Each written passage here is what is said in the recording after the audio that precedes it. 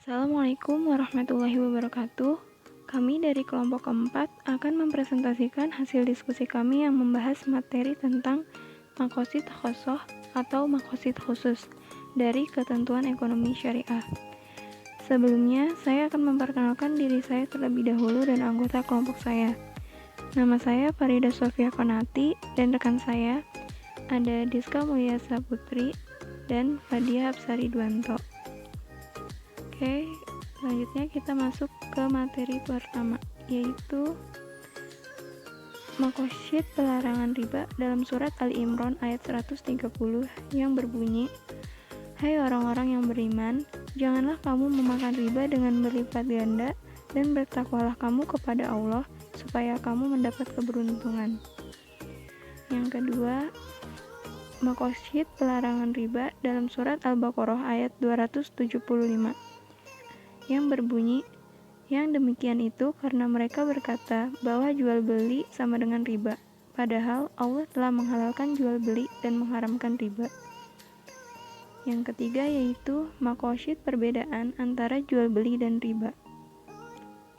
Allah mengharamkan riba karena mengeksploitasi hajat orang fakir, dan sebaliknya Allah menghalalkan jual beli untuk membantu orang yang membutuhkan. Selanjutnya yang keempat yaitu makosyid larangan riba qard.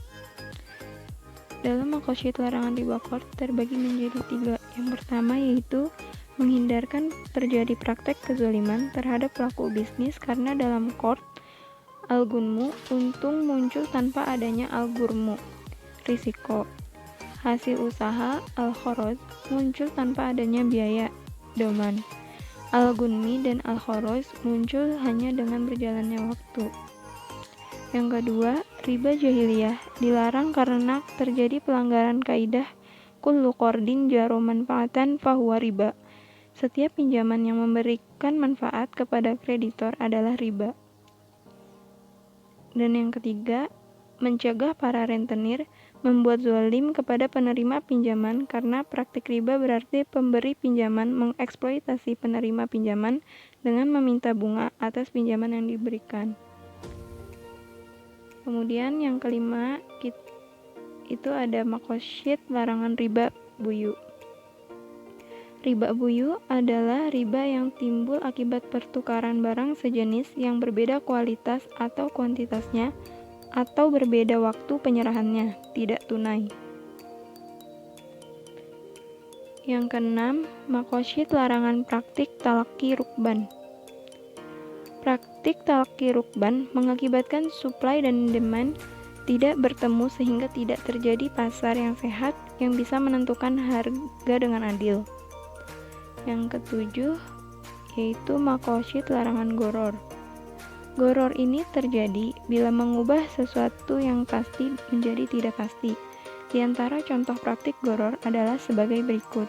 Yang pertama, goror dalam kualitas, seperti penjual yang menjual anak sapi yang masih dalam kandungan.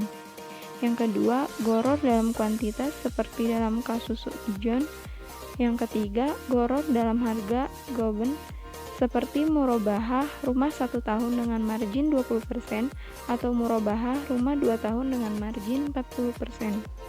Dan yang keempat, goror dalam waktu penyerahan, seperti menjual barang yang hilang.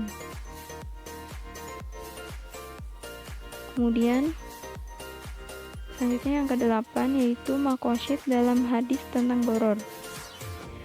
Rasulullah SAW melarang bai al-goror dan bai al-hassoh. Hadis riwayat Bukhari Muslim. Yang kesembilan yaitu makosyid larangan bai al-inah.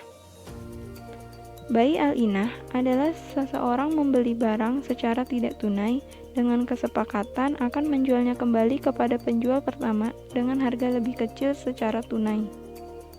Dan yang terakhir yaitu makosyid dalam perbedaan ulama tentang bai al-inah. Ini kita bisa lihat dari tabelnya. Yang pertama ada mazhab Hanafiyah, bai al-inahnya itu haram dan alasannya hilal ribawiyah. Yang kedua ada Malikiyah, bai al-inahnya haram dan alasannya juga hilal ribawiyah. Yang ketiga, mazhab Syafi'iyah, bai al-inahnya makruh dan alasannya al-ibratu bil alfaz la bil maqasid. Dan yang keempat, mazhab Hanabilah, bai al-inahnya haram dan alasannya hilal ribawiyah.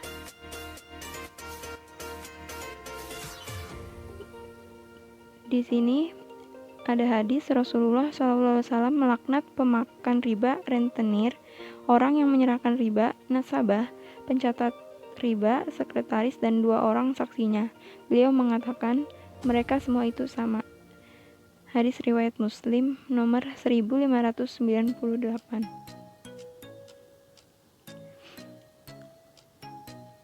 Oke, sekian presentasi dari kelompok kami. Sebelum saya akhiri, saya ucapkan terima kasih atas perhatian teman-teman. Kurang lebihnya mohon maaf apabila ada salah kata atau ucapan dari saya pribadi. Wabillahi taufiq wal hidayah. Wassalamualaikum warahmatullahi wabarakatuh.